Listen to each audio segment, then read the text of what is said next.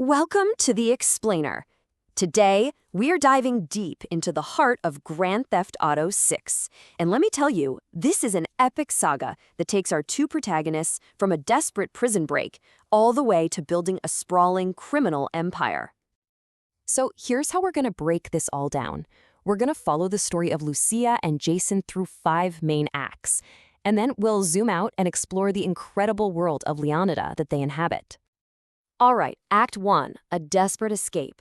Our story kicks off with our two protagonists, Lucia and Jason. They're on completely separate, pretty desperate paths that are about to collide in a really spectacular way. In this quote, it just perfectly captures the unbelievable scope of this whole journey. We're not just talking about a few missions here.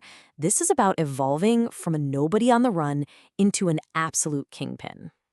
So first up, we meet Lucia. She's behind bars, and right away, we get a feel for the game's new combat system. At the same exact time, we're introduced to Jason, who's on the outside, working for some local crew, trying to pay off a debt, which is how we get our hands on the driving mechanics. And this is where their paths finally cross, in a massive prison break. You're actually switching between Lucia and Jason on the fly, fighting through the prison, and then making this wild getaway on a stolen boat through the swamplands.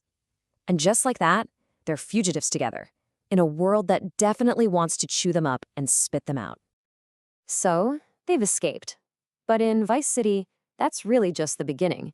Now comes the hard part: surviving. In this chapter of the story, laying low isn't just a good idea, it's a full-time job. And the city itself feels like their #1 enemy. You know the classic wanted level? Well, it gets a massive upgrade here. It's called a dynamic heat level, which basically means the police aren't just some generic force anymore. They're like a living, breathing system that actually reacts to where you are and what you're doing. It makes being a fugitive feel way more intense and real. And this whole system forces you to think a lot smarter. If you cause trouble in a rough neighborhood, the police response is going to be way faster, way more intense. So to cool off, you've got to either get out of the area completely or, find a way to change how you look, like ducking into a shop for some new clothes. It really turns every chase into a tactical game. But of course, it's not just the cops they have to worry about. The story gets really personal when Lucia goes searching for her mother in Little Havana. This uncovers a pretty dark family history and a debt to a powerful Cuban gang. So yeah, that adds a whole new layer of danger to everything. Now this is where things get really, really interesting. In Act 3, the game shifts from just surviving to actually thriving. It's time to stop running and start building an enterprise of your very own.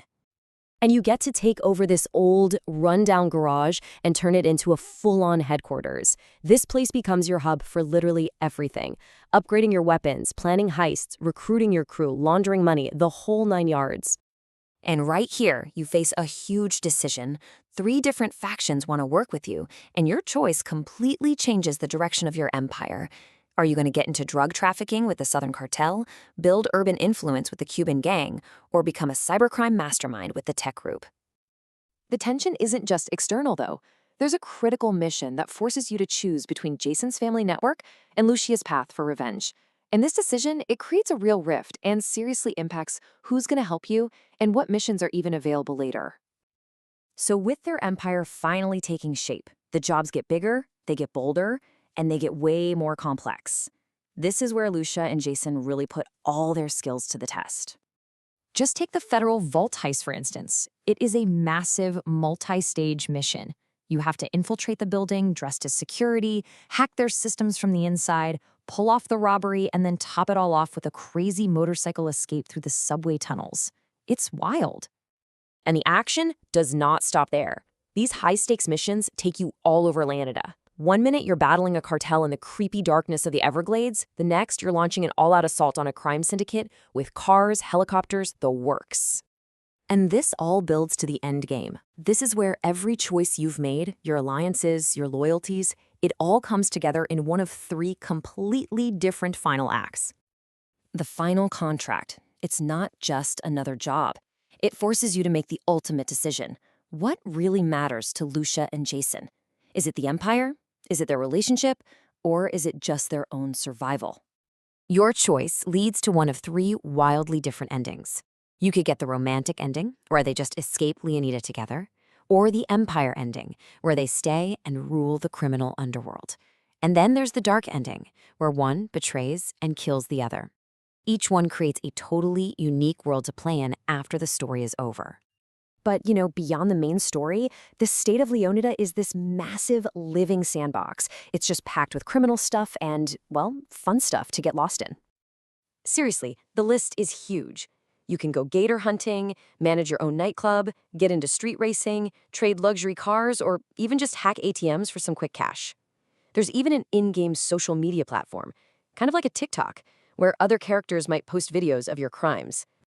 And all of this comes together to make a game that just feels fundamentally different.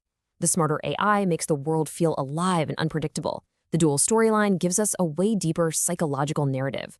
And the whole empire system, it makes you feel like you're actually building something, not just causing chaos. And what that all means is that every single thing you do, from the smallest choice to the biggest heist, it feels like you're actually forging a unique destiny for your characters, not just, checking another box off a list. Which leaves us with a final thought. After the escape, after the survival, after all the heists, when you finally reach the top, the ultimate question isn't about how much money you made. It's about the empire you built, the legacy you left, and who Lucia and Jason actually became in the process.